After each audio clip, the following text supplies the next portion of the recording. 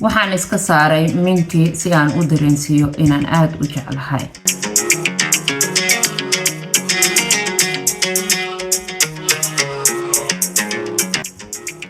السلام عليكم ورحمة الله وبركاته. سلوادا أقيرتين قالقة كسلوادا جنر كنا هنيمان وعدالة بينا كلا سعطان وانيقا ولاشين حنان دقن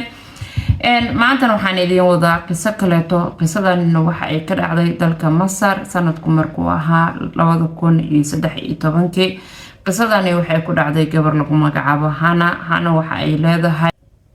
waxaan iska saaray minkii si aan u dareensiiyo inaan aad u jeclahay. waatan qisadii oo ina bilaabata. Hana waxay leedahay markii aan dhameeyay jaamacadii aan shaqo bilaabay ayaa waxaan isbaranay wiilkaas aad iyo aad ayaan isku jeclaanay. waxaana wada soconay muddo 4 sano ah. waxay tiri mar walba waan israaci jirnay oo wada sheekaysan jirnay munaasabad kasto xaflad kasto iyo wax kasto oo jiro ayaan isku raaci jirnay. waxaana noqonay sida far iyo faraantigeeda. maalin maalmaha kamid ah ayaan ku dhahay xabiibi anigii adiga wax badan ayaan wada soconay, waan isbaranay, waan isku dheeraanay, dabeecadaheena waa baranay, waxna dhiman ma jiro. soo ma wanaagsano inaan soo gabagabeeno xiriirkeena oo aan guur kusoo gabagabeeno, kusoo afjarno, aan isguursano. wallaahi waan jeclaan lahay inaan ku wada noolaano hal guri iyo hal meel aan noqono reer wada nool oo nolol wada dhista. mana jecli way dhibaysaa mar walba aan isku imaano oo haddana aan ismacsalaamaynayno. aniga dhib ayay ugu tahay, waxaana dareemaa culays. waxaan jeclaan lahaa inaan hal meel ku wada noolaano labadeena. markaas ayuu isbedelay wejigiisa markuu isbedelay ayaan ku iri maxaa kugu dhacay, maxaa wejigaagu isku bedelay, maxaa dhacay? maani adiga waan isbaranay, wax badanna waan wada soconay, maxaa waay culays ka jira? markaas ayuu igu dhahay may guur ma jiro, wax guur la dhahayo ay ku soo qaadeen. markaas ayaan ku dhahay maxaa dhacay, maxaan isku guursan karin, ma barasho ayaa isku keen dhiman? ani adiga waan isbaranay, waqti dheerna waan wada soconay 4 sano ah, wax noo dhimano maanta aan labadeena iska baran lahayn ma jirto. nolol walba iyo jacayl walba iyo xiriir walbana waxa u dambeeya guur, miro dhalkiisana waa guur. waxaan ku dhahay maxaa dhacay, maxaa jiro? waxa ii diidayo ama adiga kuu diidayo inaan labadeena isguursano, aan reer yeelano? markaas ayuu igu dhahay ma isguursan karno maxaa yeelay aniga ilmo ma dhalay.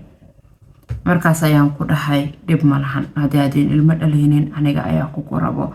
taasna waxay caddeyn u tahay jacaylka aan u qabo isaga la-aantiisa aniga ma noolaan karin. wax walbana waxa igala weynay jacaylka asaga aan u qabay. markii aan saas ku dhahay oo aan dhahay maya aniga waan kugu rabaa, wax walba oo adiga aad tahay micnana ma sameynayso haddaa ilmo dhalaysid iyo haddaad ilmo dhalaynin aniga ayaan kugu rabo. sidaas markii oo aan ku dhahay ayuu igu yiri maya macquul maahan, mana isguursan karno. waxaan ku dhahay dhib ma lahan, aniga ayaa diyaar kugu ah, wax walba aad adiga tahay waana ku jeclahay, lagamana yaabo cilad adiga ku haysatay inaan aniga kaaga tago. wiilkii waa uu tagay, sidii ayaana habeenkii ku kala tagnay. kadibna wuxuu sameeyay inuu xiriirkayga gaabiyo. mararka qaar aan waco una telefoonka iga qabanin, marmarka qaar uu block isaaro. markii aan waco meesha uu ka shaqeynayo ama aan tagana liigu yiraahdo ma joogo iyo shaqada. markaan tago meesha ka shaqeynayana waxa liigu oran jiray ma joogo shaqada, maanta shaqada ma imaanin iyo wax la mid ah. waxaan sameeyay ayaan garan waayay. xiriirkeeni wuxuu noqday mid seeg ah oo aanan hore u soconin, khilaafaad badan leh. markaas la hadalnana waxay noqon jirtay maraan murano ama isdagaalno ama isku qaylino, iyo maruu telefoonka iga damsado, iyo maraan asaga waayo, iyo maruu block saaro, iyo maraan aniga block saaro. xaalku markuu sidaas ahaadaba waan ka aamusay muddo 2 cisho ah. kabacdina waxaan ku fikiray si aan asaga u iloobo inaan safro oo aan u safro wadan kaleeto oonan wadanka ka baxo, aan u tago gabar in adeertay ah, jawiga aan soo bedesho, isna soo ilowsiiyo jacaylkan dhibaatada leh faraha badan ee qalbigayga gubaya aniga ugu jira. wiilkaana uusan diyaar u ahayn inuu xiriirka ila sii wado ama jacaylka uu ila sii wado. waxaan ku fikiray si aan asaga u soo iloobo inaan wadankan iskaga fogaado. waan baxay oo waan safray waxaan tegay wadan kaleeto waxaan u tegay gabadhii in adeertay ahayd markaan joogay 2 cisho fikirkii wuu igu sii batay jacaylkana wuu igu sii batay waanan awoodi waayay inaan ka maarmo aan is ilowsiiyo wiilkan jacaylka aan u qabo habeenada ka mid ah anoo fikirayo ayaa fikir igu soo dhacay waxaan go'aansaday inaan tago oo dhakhtar u tago minka aan iska soo saaro si aan ula mid noqdo asaga oo xujiga dhigin ilmo ma dhalay aniga ma rabi inaan ku lugooyo sida hore ii dhahay aniga ilmo ma dhalay mana rabo inaan adiga xaqaa galo oo ku guursado oo ku lugooyo sidaas darteed ayaan anigana go'aansaday inaan iska dhigo asaga camal aanan imaanin wax ani asigana kala xanibaayo ama na kala celinayo ama asaga uusan u dareemin inuu asaga iga hooseeyo aniga oo uu yahay qof asaga aan waxba awoodin oo la dhaleynin anigana awlaad dhalayo sidaas darteedna uusan u dareemin inaan aniga lugooynayo asaga oo aniga aan asaga ka fiicanahay asagana oo yahay qof aan dhameystirnay waan baxay waxaan u tagay dhakhtar waxaan iska soo saaray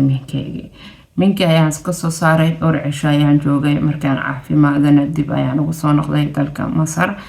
markaan soo laabtay isla maalintiiba waan wacay asaga ilaahay amarkiis telefoonka uu iga qabtay waxaan ku dhahay xabiibi see tahay ma fiican tahay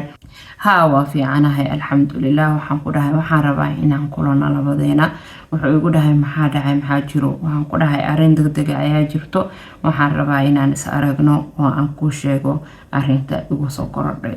wuxuu igu yiri hayo waayahay waxaan ku imaanayaa caawa ayaan kulmeynaa waan sugi la'ay habeenka inta laga gaari doono aan la kulmi doono jaceylkayga aan u sheegi doono arrinta labadeena xadkiina kala celinay labadeena inuusan jirin wax u lehsan inay jireen maanta inaan nahay labadeena 2 qof oo isku mid ah noloshana wadaagi karo si waliba qalbi ah si niyad saafi ah oo qofna isku dheheenin qofka kaleeta ayaa xaqiiqileysa waxaan tagay habeenkii meesha aan ballanta ku lahayn inaan ku kulano waxyar kadibna way imaaday waan soo dhaweeyay waliba anigoo faraxsan waxaan ku dhahay wax ayaan rabay inaan ku sheego maxaa waaye ayuu igu yiri inaan ii sheegto waxaan ku dhahay ma jira maanta wax oo ani adiga na kala celinayo ama na kala xanibayo inaan labadeena isguursano labadeena waan isguursan karnaa mana jiro wax ani adiga xad oo noo dhaxeeyo wuxuu igu yiri maxaa ka wadaa ma ku fahmeen waxaan ku dhahay aniga ma ogtahay meesha aan ku maqnay 2 asbuuc aan adiga ka maqnay markaas oo igu dhahay maya ma uu xagee jirtay markaas waxaan ku dhahay waan maqnay waxaan aaday dalka Turkiga waxaan iska soo saaray minkeyga wuxuu igu yiri maxaa ka wadaa minkiga ayaa iska soo saaray waxaan ku dhahay maanta ka bacdi mi dhehaysid ilmo ma dhalay aniga adiga ayaan kula mid tahay na ilmo ma dhalay adigana ilmo ma dhalaysid waan iskuursan karnaa maanta markaas oo igu yiri ma waalan tahay maxaa waay waxa sameysay tabaal ma tahay adi aqli ma laadahay markaasaan ku dhahay jaceylka adiga ku qabo wax walba oo sameyn karaa waxaan iga keenay jaceylka aan ku qabo adiga inaan sidaan sameeyo intaan adiga ku waylaha daqiiqad kaliya ma noolaan karo adiga la'aanta markaas ayuu igu yiri tabaal yahay aniga ilmo ma dhalaya wiishka ayaa igu yeeray waxaan garan waayay meel aan ku suganahay waxaan ku dhahay maxaa dhahday markaas wuxuu igu yiri aniga ilmo ma dhalaya balse markaasaan ku dhahay maxaa saasigu ku sameysay maxaa ii dhahday ilmo ma dhalay markaas wuxuu igu yiri arrinteena waxaan u sheegay familkeena waxaan ku dhahay gabadhaas ayaan rabaa intaan adiga ii soo bandhigin inaan labadeena isguursano familkeena way igu diideen inaan adiga ku guursado sidaas darteed ayaan u doortay si aad adiga iiga tagtid aad iiga fogaatid inaan ku dhaho aniga ilmo ma dhalay aniga ilmo waan dhalayaa waxna ma qabo waana caafimaad qabaa laakiin waxaa diiday inaan niyada ka dilo oo aan ku dhaho familkeyga ayaa ii ka diiday waxaana doortay inaan ku dhaho ilmo ma dhalay si aad iiga fogaatid oo istiraahday ninkan ilmo ma dhalay maxaa iskugu lugeynaysaa waxaan sameeyay ayaan garan waayay qasaarahaygana wuxuu ahaa mid aad iyo aad u weyn wuxuu igu dhahay waxaad samaysa waad ku khaldaneed waxaana tahay qof aanan aqli lahayn anigana familkayga yaa ii kaa diiday sidaas darteed ayaan u rabay inaa iga fogaatid balse aqli ma lihid aniga waan dhalayaa mana ku guursanayo familkaygana ima kaa ogolo waxa aad samaysayna naftaada waa qalad adiga aad ka gashay aniga darteena uma sameynin sababtoo ay aniga kuma lihin ii sameyn meeshii ayaan iga ka dhaqaaqay dhulkii cirkii ayaa ila wareegay waxaana garan waayay waxaan sameeyo inaan ooyo waxay noqoto wax yar oo basiid ah inaan qayliyo inaan isdilo wax aan sameeyo ayaan garan waayay waan soo baxay waana soo luuday waxaan imaaday gurigayga anigoo ah maqano jooga waxaa igu dhacay khasaare aad u fara badan oo waxaan khasaariyey qayb noloshayda ka mid ah waxaana u khasaariyey qof aanan u qalmin abaallaan iga haynin waxaan jeclaaday qof aanan si dhaba aniga ii jeclayn waxaana nafsadeeda u baabiiyey qof aniga dhalanteed igu waday oo been ii sheegayo khasaaraha noloshayda soo gaarana waa khasaare aanan kasoo kabsan karin haddii wax walba aan sameeyo